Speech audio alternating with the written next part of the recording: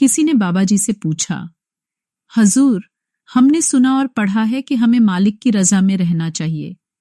जब कोई बड़ी घटना होती है, जैसे मृत्यु या गंभीर बीमारी, तब हम कहते हैं कि ये मालिक की रजा है और हम उसे स्वीकार कर लेते हैं। लेकिन रोजमर्रा की छोटी छोटी बातों में हम रजा को नहीं समझ पाते, उलझ जाते हैं, बहुत भ्रम रहता है।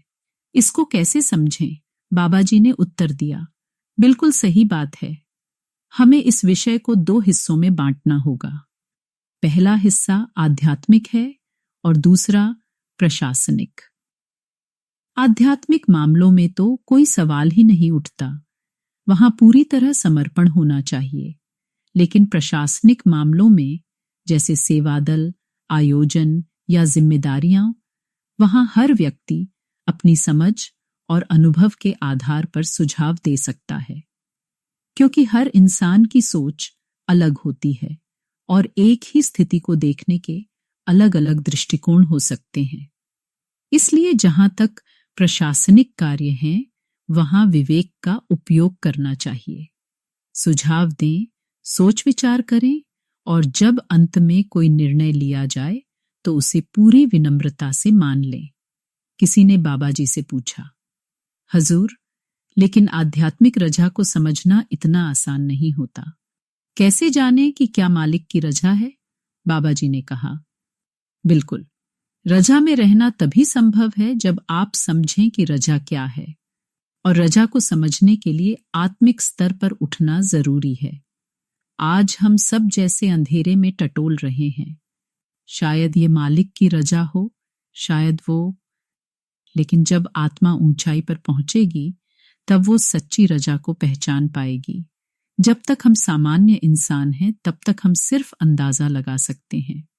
किसी ने बाबा जी से पूछा, हजूर, हमारे पास विवेक, डिस्क्रिमिनेशन है, सोचने की शक्ति है, फिर भी हम उलझते हैं, चिंता करते हैं, क्यों? बाबा जी ने उत्तर दिया, विवेक, जो हमारी ताकत होना चाहिए थी, वही आज हमारी कमजोरी बन गया है। क्यों? क्योंकि हमने जरूरत से ज्यादा सोचना शुरू कर दिया है। हर बात को इतना सोचते हैं कि उलझ जाते हैं। ज्ञान बढ़ने से समाधान नहीं मिलता, उलझनें बढ़ जाती हैं। जिसके पास विकल्प नहीं, उसका जीवन सीधा होता है, लेकिन जिसने सोचने की आदत बना ली, उसके मन में हमेशा का डर बना रहता है। किसी ने पूछा, तो फिर क्या हमें सोचना ही बंद कर देना चाहिए? बाबा जी ने मुस्कुराकर कहा, नहीं, सोचना जरूरी है, लेकिन एक सीमा तक, क्योंकि सोच के बाद कर्म ही है जो आपको आगे बढ़ाएगा। आप सोचते रहेंगे, लेकिन जब तक कर्म नहीं करेंगे, अनुभव नहीं आएगा। सीखने के लिए अभ्यास जरूरी है। अनुभव ही हमें सिखाता है कि कौन सा रास्ता सही था और कौन सा नहीं। कोविड-19 और जीवन का संतुलन। किसी ने बाबा जी से पूछा, हजूर, कोविड-19 के इस दौर में जीवन को कैसे संभालें, समय को कैसे बांटें? बाबा जी ने उत्तर दिया, चाहे कोविड हो या कोई और संकट, बात संतुलन की है। जब जीवन का संतुलन बिगड़ता है तो ही समस्याएं आती हैं। मनुष्य ने हर चीज को तोड़ा है। शरीर का संतुलन, पर्यावरण का संतुलन, विचारों का संतुलन। आज अगर हमारी सांस की नली कमजोर है तो वो भी हमारी बनाई हुई परिस्थितियों का परिणाम है। अब मालिक ने हमें ये रुकने का मौका दिया है। जब आसमान साफ हो गया है, जब तारे दिखते हैं, जब हवा शुद्ध हो गई है, तब हमें सोचना चाहिए कि हमें क्या सुधारना है। बाबा जी ने कहा, 24 घंटे पर्याप्त हैं, काम के लिए, परिवार के लिए और आत्मा के लिए।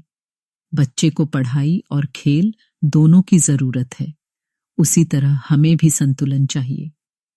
किसी ने बाबा जी से पूछा, अब कोविड के बाद सामाजिक व्यवहार कैसे होगा? क्या दूरी बनानी चाहिए? क्या यह हमारे रिश्तों को प्रभावित करेगा? बाबा जी ने उत्तर दिया, कोविड की क्या जरूरत है हमें ये सोचने की। आज से पहले ही मोबाइल, लैपटॉप, इंटरनेट सबने हमारी सामाजिकता को खत्म कर दिया था। बच्चे बातें नहीं करते, खेलते नहीं, सब स्क्रीन में खो गए हैं। बाबा जी ने कहा, हम इंसान दो चरम पर जाते हैं, या तो पूरा समय सोशल करना या सब कुछ छोड़ देना। ना पूर्ण विरक्ति सही है, ना पूर्ण लिप्तता। संतों ने कहा है, ना तो पूरी गृहस्थी में सुख है, ना ही सब कुछ छोड़ देने में। सुख तो संतुलन में है। आप पार्टियों में जाएं, बाहर मिलें, लेकिन हर दिन नहीं। जीवन में प्राथमिकताएं तय करें। परिवार, आत्मा, सेवा, सबका समय दें। आज हम जीवन नहीं जी रहे, हम परिस्थितियों पर केवल प्रतिक्रिया कर रहे हैं। जीवन को समझिए, सोचिए कि क्या करना है और फिर वही कीजिए।